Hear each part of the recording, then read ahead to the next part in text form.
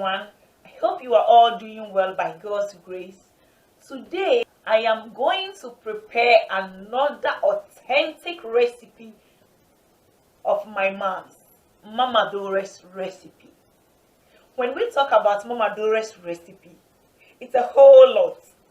This very recipe we are about to prepare, or I'm about to share, is a very great recipe, and it has a story behind, both in Ghana and Europe. Now let me tell you the story. When I came to Sweden, I studied hotel and events. This course, you do reception, you do reception, you do housekeeping, you do room service, you do all the things that when we talk about hotel. So when I started the course, the lecturer was like, everybody bring 5 to 10 of your recipes. Everybody sent 10 or 5 to 10 recipes. And we didn't know we are going to cook. So when we started, then every Monday, every week, we cook once a week in a certain school called Odins in Gothenburg. So one day, every Monday, we go to that campus. We go to that campus in the kitchen, we cook and we leave. We start 8 exactly, we report exactly 8 o'clock. By 11 o'clock, we have to finish everything in that room and go out. Some students have to go to the cashier side, some have to go to the dishwash room, some have to do the cold mat, which they call it cow mat, some have to come to the warm mat, which it is called warm mat. When we arrive, the teacher share us to different places. And sometimes I run to the dishes because I don't want stress. But whenever I run to the dishes, the woman brought me back to the kitchen. Share the group. We read the menu. So every group will be 3 to 4. We are like 30 people. So she share it according to the number of people that come to the lectures that day. So we read and we do it. It is in Swedish. One day when we arrive, we are 30 people. When we arrived, we were only 5 people. So then one have to go to the cashier, one have to go to the dish, one have to go to the cow mat, which is the cold side. When I say cow mat or cold mat, that is involved with salads and any food that can be kept in the fridge and eat it direct. Warm mat or warm mat, I'm talking about the warm dishes like rice, anything that have to be warm before you eat. Like preparing the coffee machine and Swedish fika. So the person have to prepare the fika and other things for the student to get warm that time. And one will go to the desk, and then we left 3.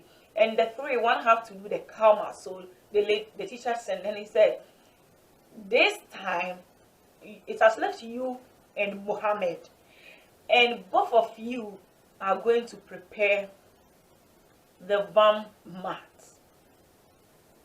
When I check, I said, okay, so when I check the menu for 15 to 20 persons, but that very day, we are cooking for 50 to 52 persons. 52 persons. When I saw it, I just read the menu quickly and I saw it is my recipe. So the lecturer asked me, Prissy, can you cook this? Remember at 11, you have to take it to the cashier. My classmate was like, he don't know this recipe. He has never heard the name. He has never eaten some of this food before, and he can't do anything. In fact, 52 is too much. We have never done that. So I told him, don't worry, it is my recipe.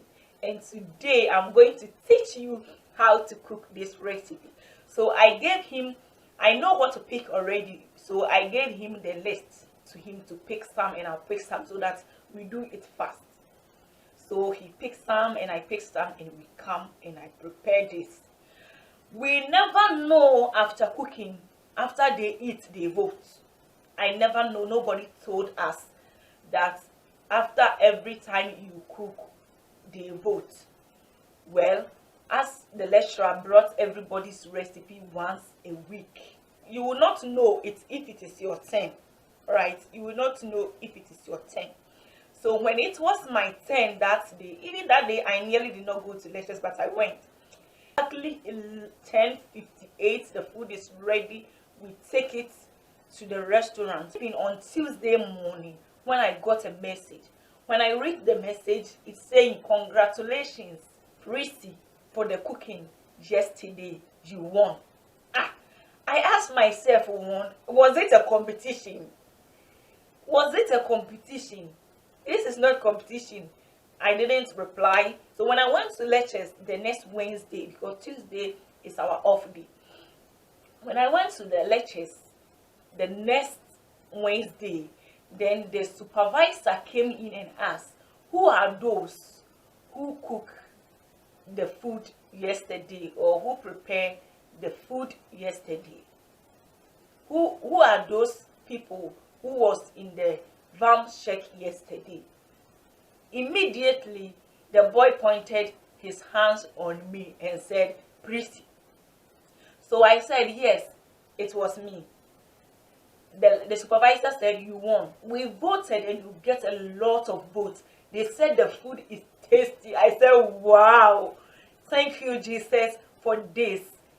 You know, it was so amazing. By me cooking this food, my mother tried her best because I never knew how to cook. In the field, as time goes on, I will tell you more about me starting to cook. Right? So it was so amazing. This recipe we are about to make, or I'm about to share with you, won a competition. Without wasting time, what I'm about to make today, it is called the authentic Ghanaian shepherd's pie. My mom once said, "Don't trust yourself that you know how to cook unless two or more has tasted your food. That will show you how you cook and how best you are." Please keep watching and see you soon.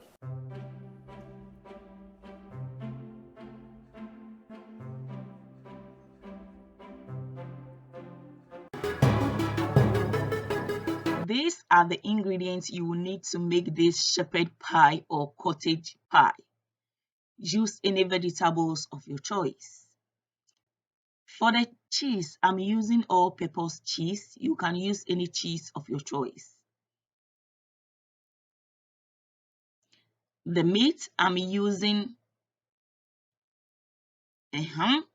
You can use any meat of your choice. If you are vegetarian, you can use vegetables because the shepherds themselves plant vegetables and leaves for the sheep to eat. So we are going to boil your potatoes. With a clean saucepan, pour in the potatoes, cover it with a lot of water. Boil it until it is soft. Until it is soft that you can mash it. With a clean frying pan, pour in about 3 tablespoons of cooking oil. I'm using sunflower oil. Add your onions and fry it for 3 minutes.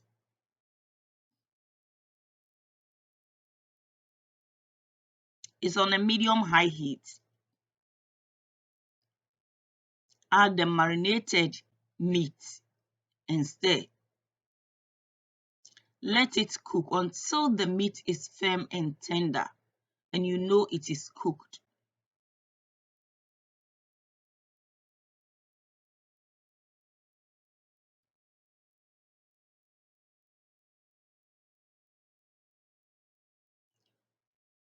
Add all-purpose flour and stir. Add the vegetables, any vegetables of your choice instead. Fry it for only 3 minutes and it's ready. With a casserole pan, use any shape of your choice. Grease it with a butter and place it aside. With a clean bowl, pour in the cooked potatoes. Add sugar. You can use any sugar of your choice. I'm using brown sugar. Mash it. Mash it until it is smooth and fluffy. Then add the margarine and mash it. It is still warm, so it's better you add all the fat so that it mixes well before the milk. Add the cheese and mash it. Make sure it mixes well. Then add the milk little by little, little by little. If you add all, it will be difficult for you to mix it well. So add the milk little by little.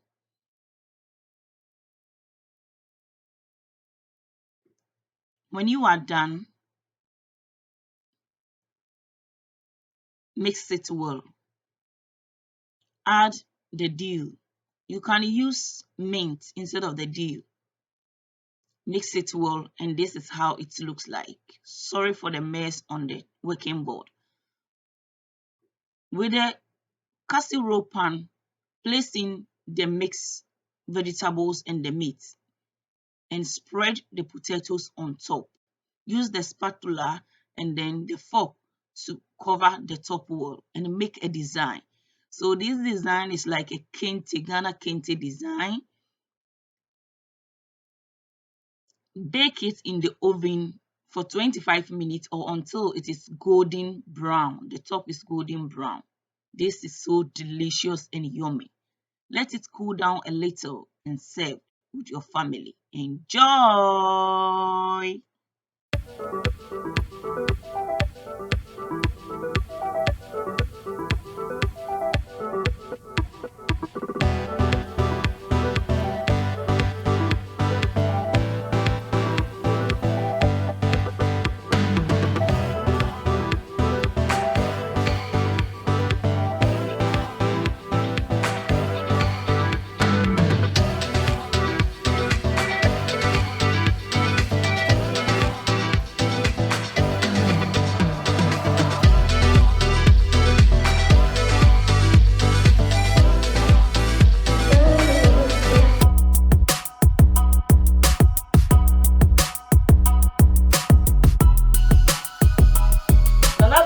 Yan is here again. We are going to make the tastiest curry chicken salad. Another recipe of Maa Dora. Come to Maa Dora, everything is authentic, right? So without wasting time, let's start.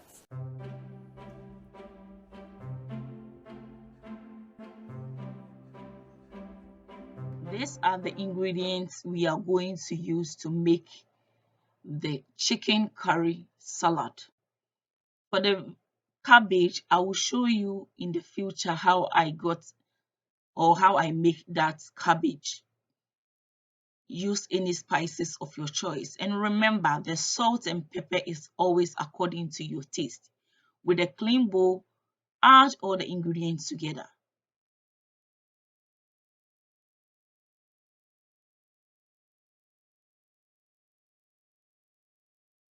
This is roasted onions. You can use fresh onions instead.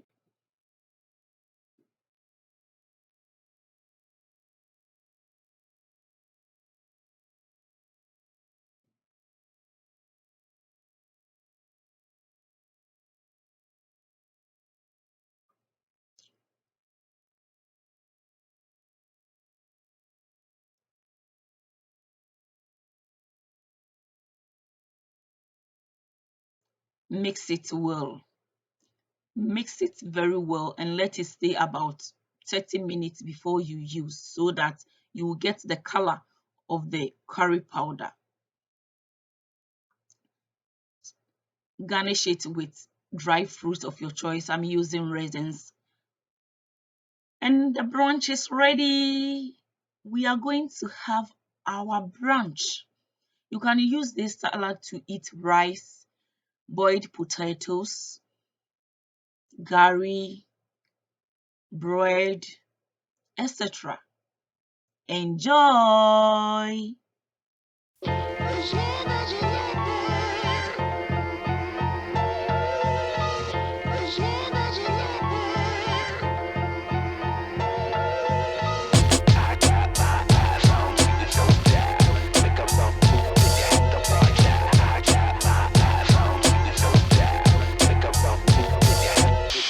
Always spinning my head. It don't even matter what you think you said.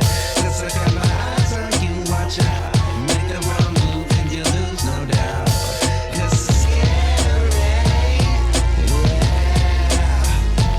You know it's scary. Yeah. Watch out.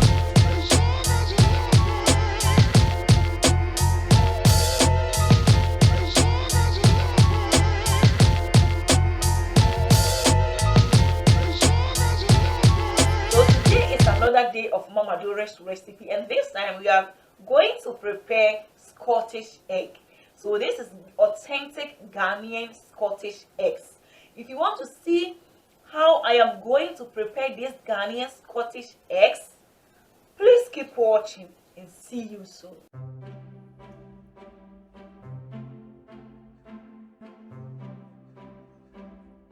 Ingredients we are going to use to make the Scottish eggs as listed. You can use any minced meat of your choice.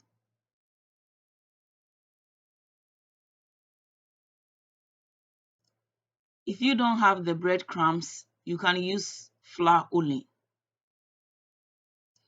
So I have 2 breadcrumbs there because I'm going to place one is for coating and one is just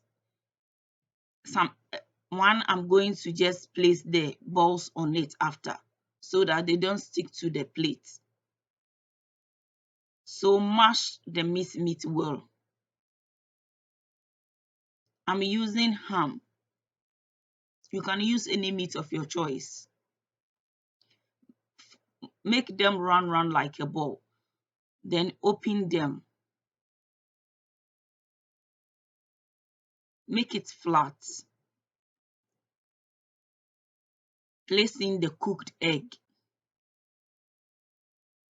Don't overcook the egg, as when it's fried, it will overcook totally.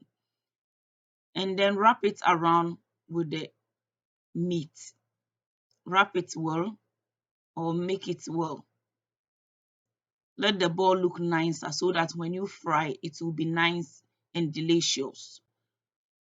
Place the egg into the flat meat and then wrap it and make it a ball type or a ball shape or round shape.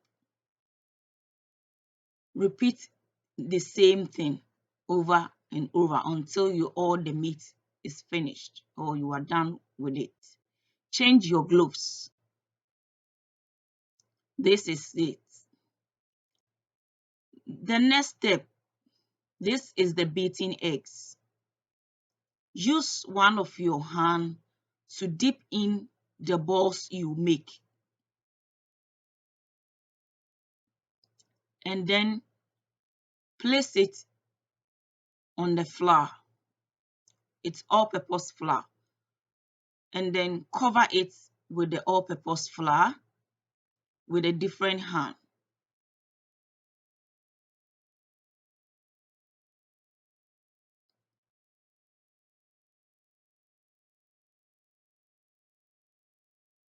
Then place it back into the egg mixture.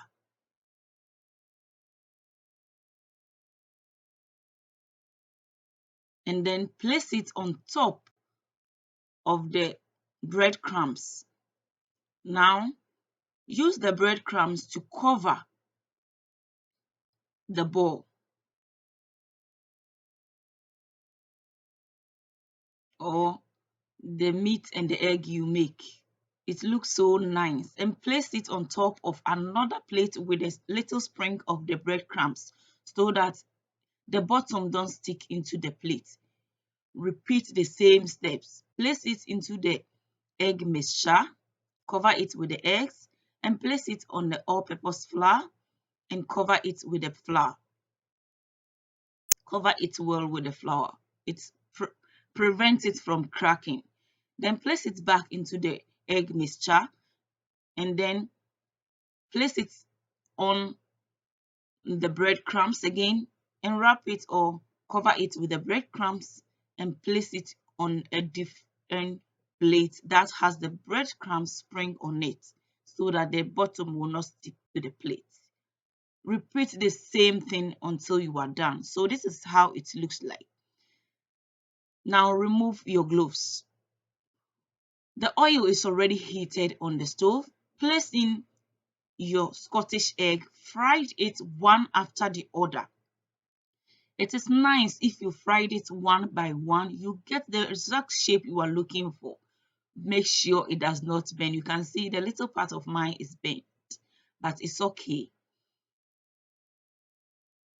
After frying, garnish it with any vegetables or salad of your choice.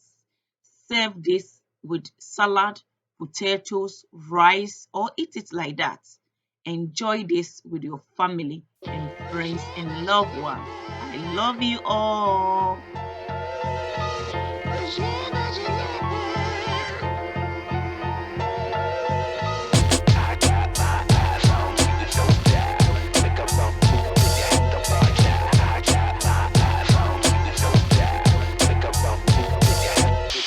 What's spinning my head? It don't even matter what you think you said.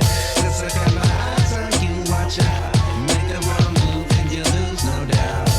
'Cause it's scary. Yeah. You know it's scary. Yeah. Watch out.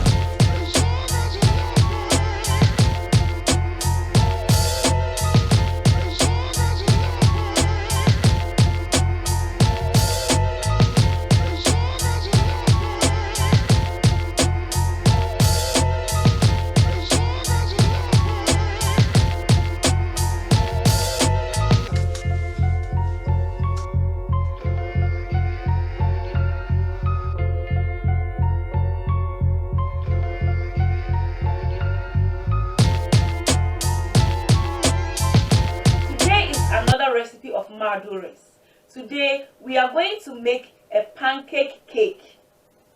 Pancake cake. This pancake cake is very special. I made it some times ago and a lot of people are requesting I should make a video. So please keep watching and see you soon.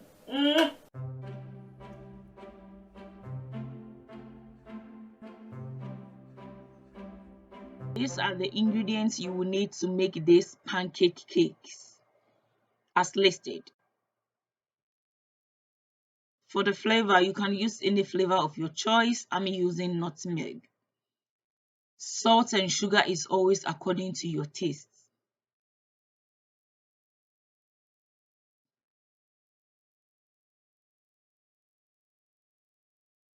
With a blender, pour in the milk, the eggs, flour, melted butter, sugar, salt to taste,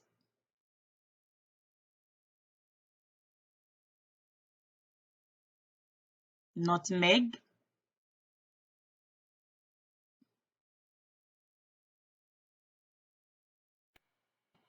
now add your baking powder and then blend it, or you can just pause it in the blender and let it mix. Add water if needed. Pour it into a bowl.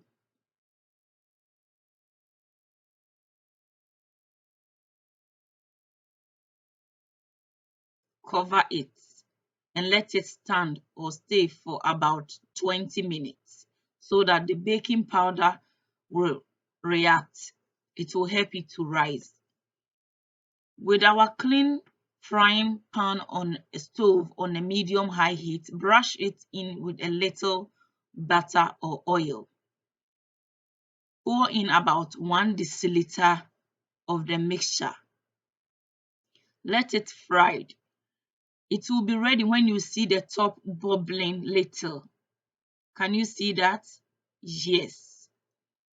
And then cover the rest so that it continues rising or fermenting, whatever the name is. When it's ready, turn it for the other side to also cook. Remove it on a plate and place it aside. Repeat the same steps till you finish all the mixture.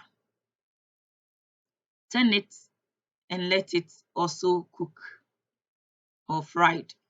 When it's ready, remove it on top of the next one.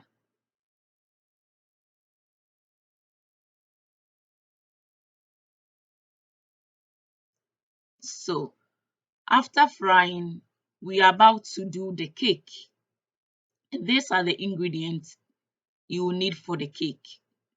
That's blackberry, elderberry. So this is how much we got from the mixture. Place this side down, so because that side is a little harder than the top, so that it does not stick into the cake paper. Spread strawberry sauce or raspberry sauce, anyone you like. Spread it.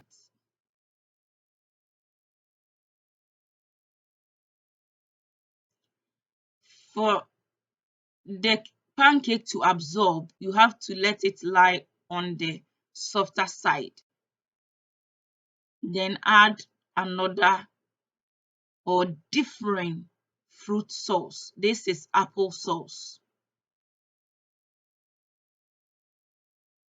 Then you turn it upside down.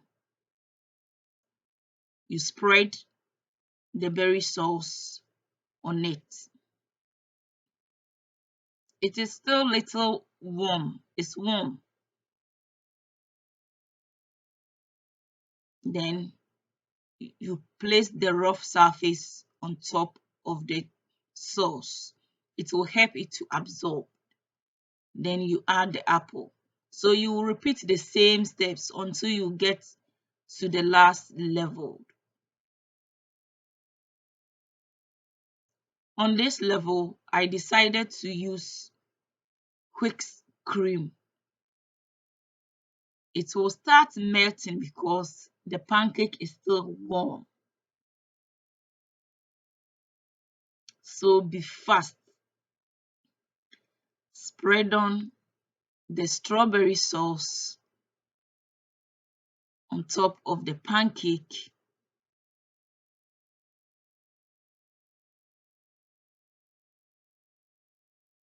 And then decorate it with elderberry or any fruit of your choice.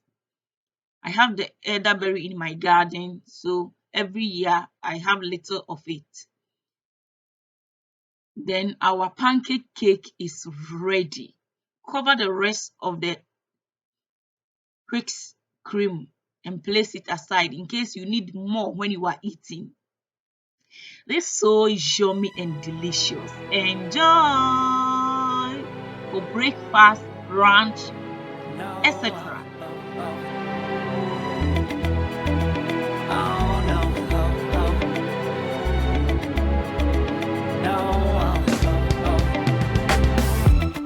Hold on, girl, now wait just a minute.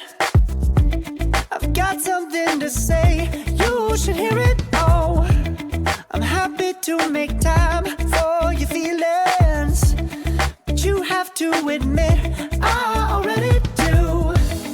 Let's just break it down to you and me uptown, dancing all around till the disco ball pops. But I have to be me, and everyone can see your anger is misplaced, and I'm gonna tell ya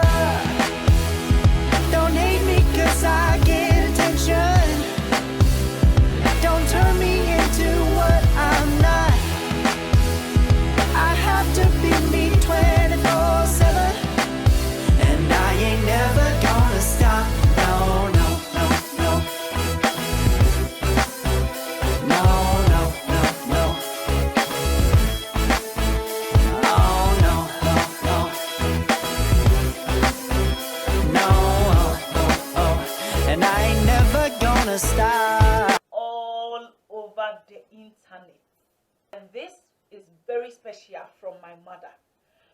Today, I want you to join me to make lasagna, authentic Ghanaian lasagna. When I say authentic Ghanaian lasagna, you know what I'm talking about. Because when it comes to Maa Dora's recipe, they are always the best. Please join me and let's make lasagna.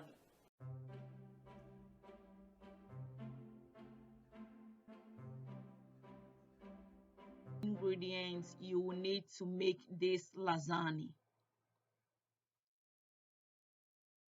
Use any fish of your choice, any vegetables of your choice, any spices of your choice, any cheese of your choice. I'm using the Swedish all-purpose cheese.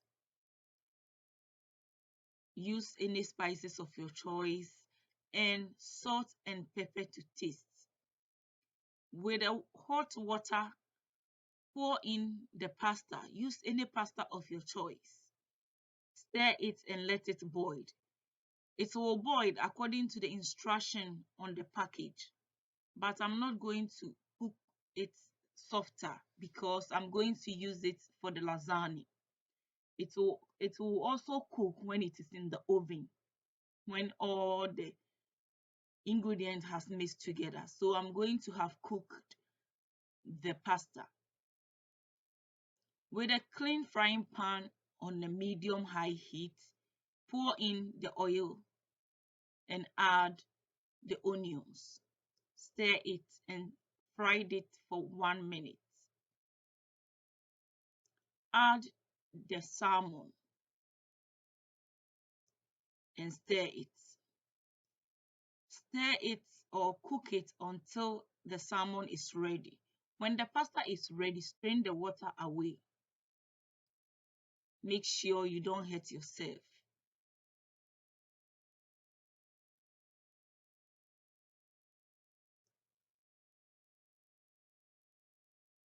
Throw the hot water away and cool the pasta down with water, cold water.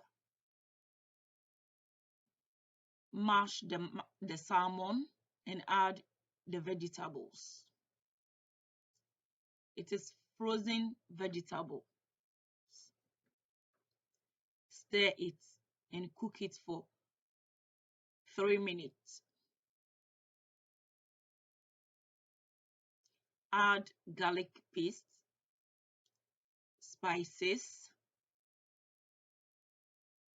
salt to taste, and stir.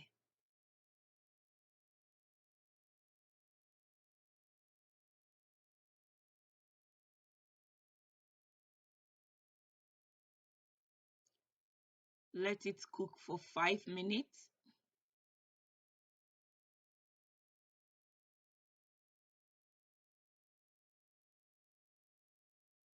With a clean pot or cooking pot, place in the batter and melt it.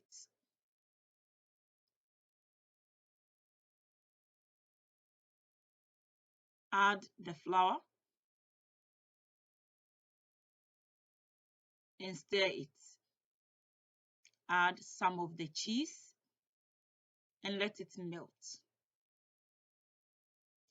Add the milk,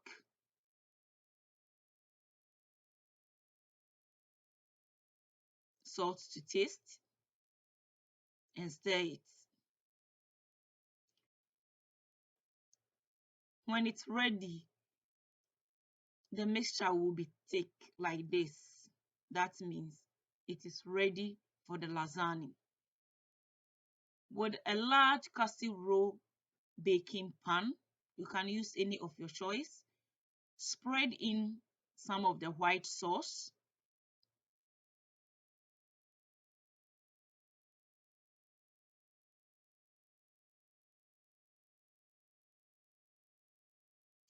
Spread ketchup or any tomato sauce of your choice on top of the white sauce. I'm using 2 different types of ketchup. Spread on some of the pasta. You see the way the pasta has cooked very well? Yeah, that's what you need to make this lasagna. Spread on the fish mixture.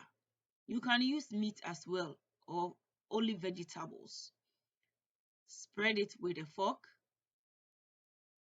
Make different levels. It will make the lasagna look more nicer. Spread the white sauce again on top of the meat, the fish. Make sure you cover all the surface with the white sauce. After, spread the ketchup.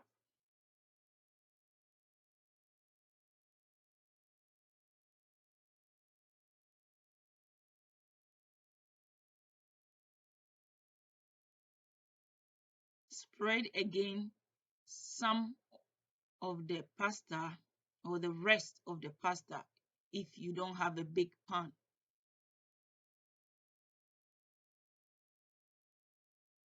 Spread on the fish mixture. When you make it different levels, it look more beautiful. Then spread on the cheese and some of the white sauce.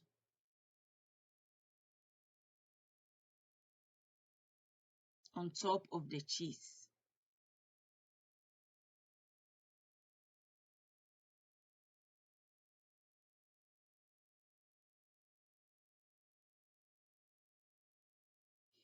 Spread the rest of the cheese on top. It will help you get a nice surface of the lasagna. Brush it with olive oil. You can use any baking oil of your choice, but I'm using olive oil to brush the top of the cheese. Place it on a baking sheet and bake until the top is golden brown. Then it is ready.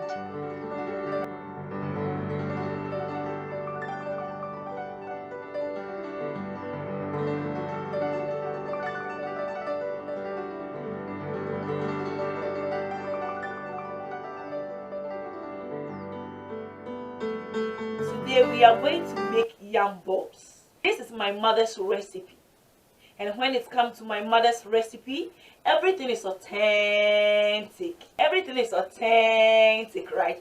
So today we are going to use the Ghanaian yam. Since my parents has brought me yam in the house, so I decided to use yam. You can use potatoes. You can use potatoes to make this. So please, without wasting time, let's start.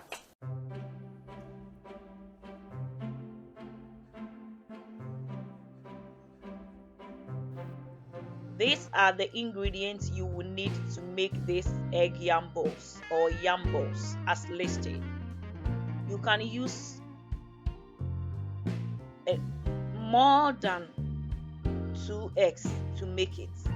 You can skip the eggs also.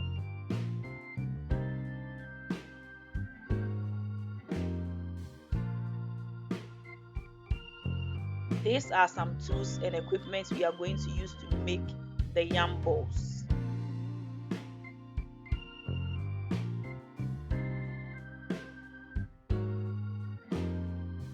This is the yam. It's from Ghana. My mother brought it a few months ago.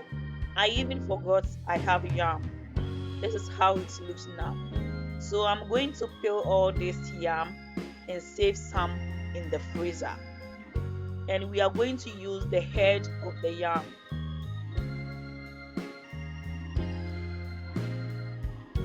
Or the tube, whatever we call it. That is the one we will use because I like that part. It's so sweet. So I'm going to peel it. I decided to use knife to peel it. But no. I switch it to potato peeler. It is easy and faster for me to peel the yam with it. If you are good at peeling it with a knife, it's also nice. But I am good at using the potato peeler, so I decided to use that one to peel it. Peel all the skin away.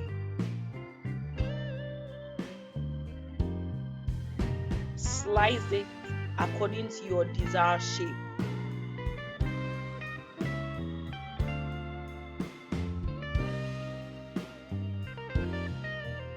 After, put it in the water. Wash it and place it in a plastic bag or a bowl and keep it in the freezer. You can keep it in the freezer as long as you want.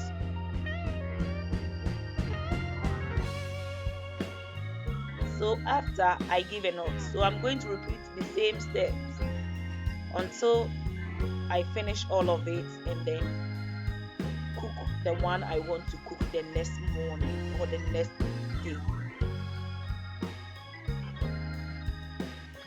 The next morning, this is the head of or the tube of the yam. Because it's the head, it always gives this color, but it's not spoiled. I am going to use it and it is nice. I like the head of the yam because it is so sweet and tasty.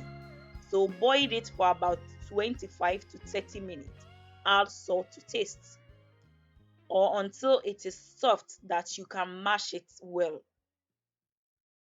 The yam is ready. Strain the water away and then pour it into a clean bowl. Use a masher to mash it.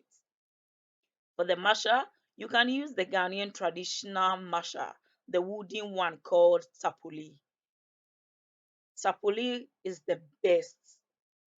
Mash it like this.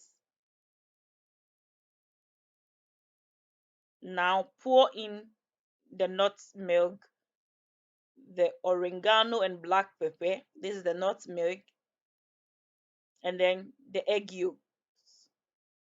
Mix it very well because the egg or the egg yolk will bind it for you. After, use your hand and then mash it or bring the pieces together just like this. Then make it round as much as you want, or the size depends on how big you want the yam balls. I want it like this size.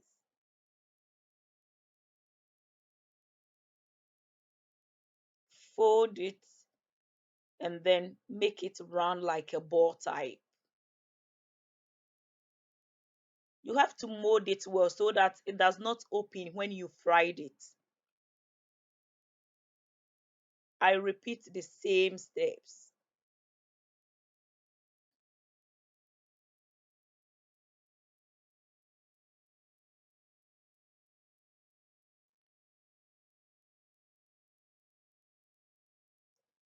The next one, we are going to add the eggs, or if you want to add the eggs, make the mixture flat or the dough flat. Then place on the eggs and use the yam mixture to cover the eggs. Cover it very well so that when you fry it, it will not open. This is my mother's method.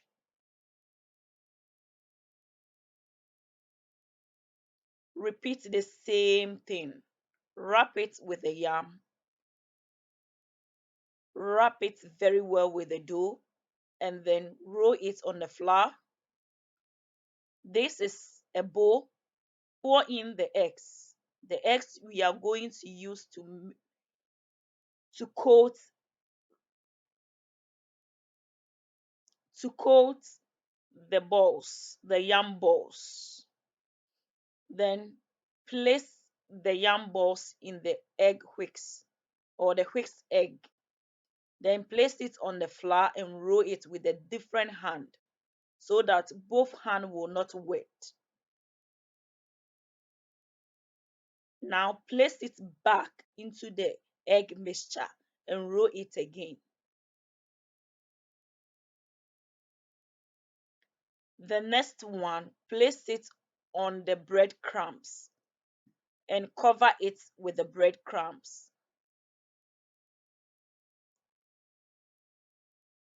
With a plate with a little of the breadcrumbs on it, place the covered or the coated yam balls on it.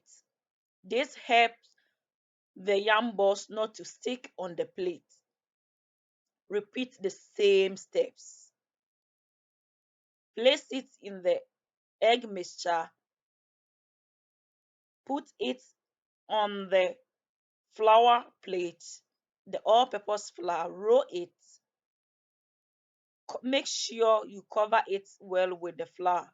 Place it back into the egg mixture. The next is the breadcrumbs. Cover it well or coat it well with the breadcrumbs and place it on top of the place that is spread with the breadcrumbs.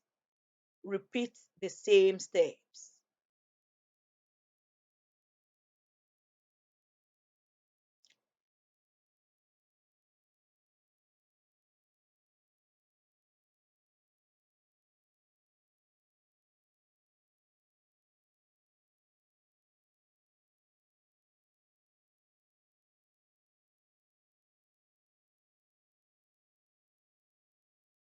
Repeat the same steps.